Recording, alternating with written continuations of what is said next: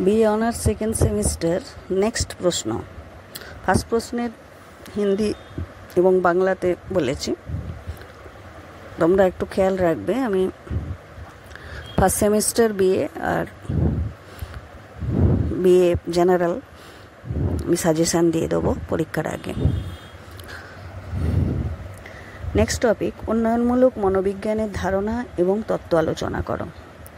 উন্নয়নমূলক মনোবিজ্ঞান হল মানব জীবনের বৃদ্ধি, পরিবর্তন এবং অভিযোজন সম্পর্কিত একটি বৈজ্ঞানিক অধ্যয়ন যা শৈশব থেকে বার্ধক্য পর্যন্ত বিস্তৃত।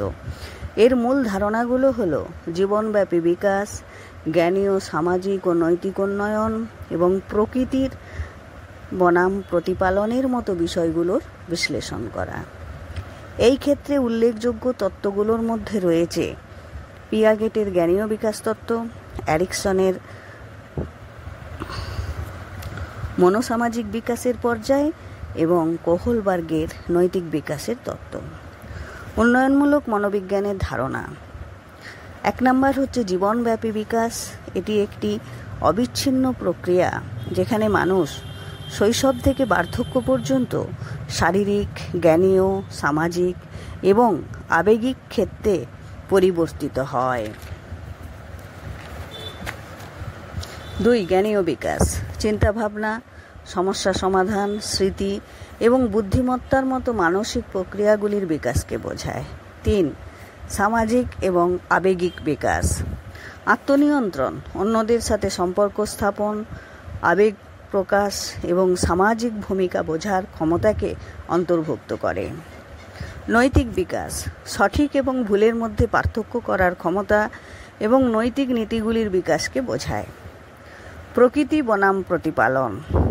এই বিতর্কটি অন্বেষণ করে যে মানুষের বিকাশ জিনগত বৈশিষ্ট্য প্রকৃতি দ্বারা বেশি প্রভাবিত হয় নাকি পরিবেশ ও অভিজ্ঞতা প্রতিপালন দ্বারা বেশি প্রভাবিত হয়।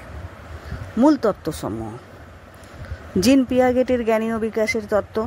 এই তত্ত্ব অনুসারে শিশুরা জ্ঞানীয় বিকাশের নির্দিষ্ট পর্যায়গুলির মধ্য দিয়ে যায়, যার মধ্যে রয়েছে সংবেদনশীল, সঞ্চালনমূলক মানে সেন্সরি মোটর, যেটা প্রাক কার্যকরী,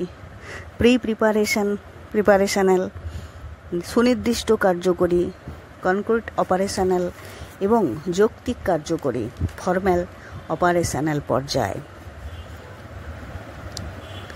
এরিকসনের মনোসামাজিক বিকাশের তত্ত্ব।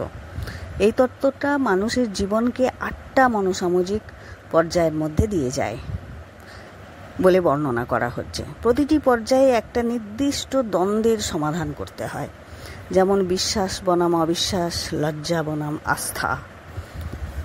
আর লরেন্স কোহেলবার্গের নৈতিক বিকাশের তত্ত্ব। এই তত্ত্বটি নৈতিক যুক্তির বিকাশকে 3টি স্তরে বিভক্ত করে: প্রাক প্রথাগত, প্রথাগত এবং প্রথা উত্তর। বিএফ স্কিনারের আচরণবাদ। আচরণবাদের এই তত্ত্বটি